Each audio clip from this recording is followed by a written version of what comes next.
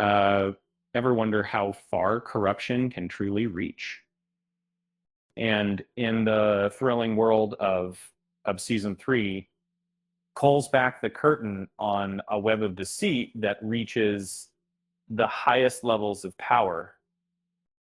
We follow Peter Sutherland as he navigates a dangerous conspiracy involving financial crimes, terrorism, and a shocking betrayal within the White House. Let's dive into the explosive finale and unpack the major twists and turns that left viewers breathless. The season ticks off with Peter on a mission, tasked by Catherine Weaver.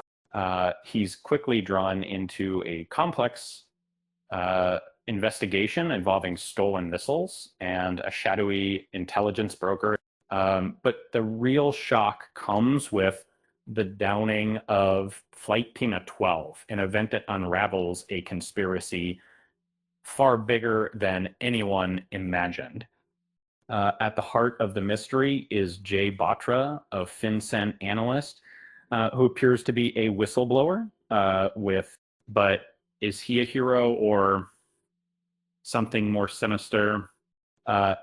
Jay uncovers suspicious transactions linked to a powerful bank, Walcott Capital, and a terrorist group. His investigation leads him down a dangerous path, forcing him to flee and exposing a network of corruption that reaches the very top. The truth about Jay is far more complex than it appears. He stumbled upon evidence that Walcott Capital was actively funding terrorism. When his supervisor, Benjamin Wallace, tried to bury the information, a struggle ensued, resulting in Wallace's death. Jay, fearing for his life, went on the run, determined to expose the truth. As Jay and journalist Isabel DeLeon dig deeper, they uncover a disturbing pattern of financial transactions and a cover-up orchestrated by Walcott Capital. But the biggest revelation comes when they realize the conspiracy extends all the way to President Richard Hagan and First Lady Jenny Hagan. Years prior, the Hagans accepted illicit funds from Jacob Monroe in exchange for political favors. This deal quickly escalated, with Monroe demanding access to sensitive intelligence and leveraging the president for his own nefarious purposes. The First Lady attempted to sever ties, but Monroe held all the cards.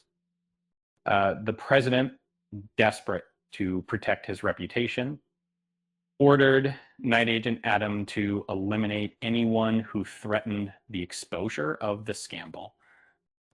This included Peter and Chelsea, but Isabel, with the help of Monroe's digital archive, publishes the full story, forcing the Senate to turn against the president. But Monroe's motives weren't simply about revenge. Actually, Roe v. there, he was driven by a personal connection to Isabel. He was her father. He spent years building his empire to protect her and dismantle the network that had taken her mother. The season culminates in a brutal showdown. Monroe, after exacting his revenge on those who wronged him, dies with the knowledge that his daughter will be safe. The father, chilling assassin, completes one final unsettling act, ensuring his own anonymity. In the end, justice is only partially served, and the president resigns, avoiding conviction, and Monroe's dead businesses. And then she would be really described. But the system remains flawed, and many secrets remain buried. Uh, Peter Sutherland is ready to return to night action, and Isabel Leone continues her pursuit of the truth. It's a reminder that even in the darkest corners of power, a single voice can make a difference. And sometimes the biggest conspiracies are driven by the most personal of motives. Speaking of conspiracies, did you know that the show's creator, Sean Ryan, also brought us, um, talk about a knack for gritty, realistic thrillers. Uh, with that said, thanks for watching. And until next time,